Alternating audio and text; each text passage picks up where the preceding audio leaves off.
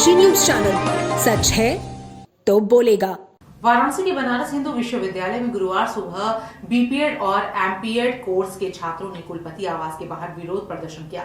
छात्रों का आरोप है कि हाल ही में आयोजित एनवीएस, ईएमआरएस सहित कई केंद्रीय भर्ती परीक्षाओं में उनके कोर्स को मान्यता नहीं दी गई, जबकि यह कोर्स एनसीटीई से अनुमोदित है। छात्रों ने कहा कि यह स्थिति उनके भविष्य के लिए गंभीर संकट पैदा कर रही है। सुबह शुरू हुए इस धरने से पूरे परिसर में हलचल मच गई।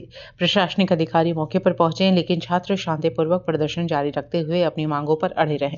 प्रदर्शन में 100 से अधिक छात्र छात्राएं शामिल हुए और नारेबाजी करते हुए भर्ती प्रक्रिया में उत्पन्न तकनीकी दिक्कतों और पात्रता संबंधी अस्पष्टताओं पर नाराजगी जताई।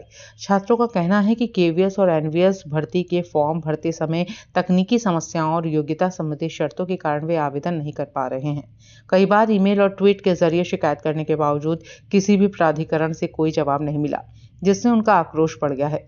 छात्रों ने बताया कि पिछले 2 दिनों से रजिस्ट्रार कार्यालय में समाधान की कोशिश कर रहे हैं, लेकिन अब तक कोई सकारात्मक कार्रवाई नहीं हुई। प्रदर्शन के दौरान छात्रों का एक प्रतिनिधि मंडल कुलपति से मिला।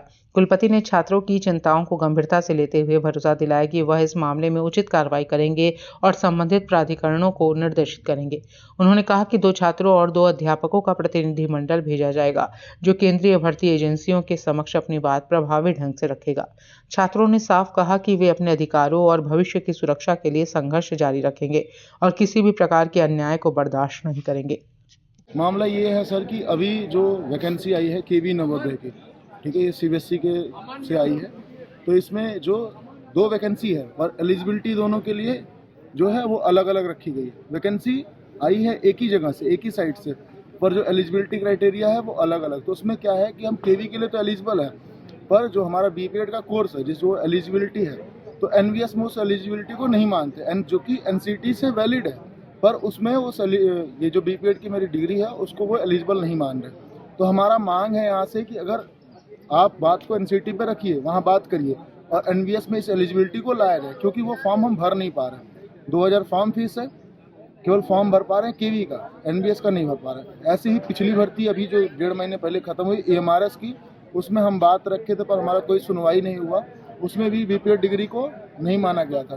जो 2 साल की डिग्री है उसको वैलिड नहीं, जो एनसीटी अप्रूव्ड नहीं है डिग्रियां जैसे बीपीएस, बीपी, उनको मान्य है, उनको माना जाए, वो यूजीसी एफिलिएटेड है और इनके वहाँ पे लिखा हुआ है कि एनसीटी, पर एनसीटी वाली जो डिग्री है उसको नहीं ले रहा। तो इसीलिए हमारी मांग है यहाँ पे कि ये हमारी मांग को बीएचयू जो संस्थान है वो वहाँ ऊपर ले जाए, शिक्षा मंत्रालय तक, और जो भी ये एनवीएस हैं, जो एनवीएस के जो चेयरमैन हैं, उनसे बात करें और हमको उसमें एलिजिबल कराएं।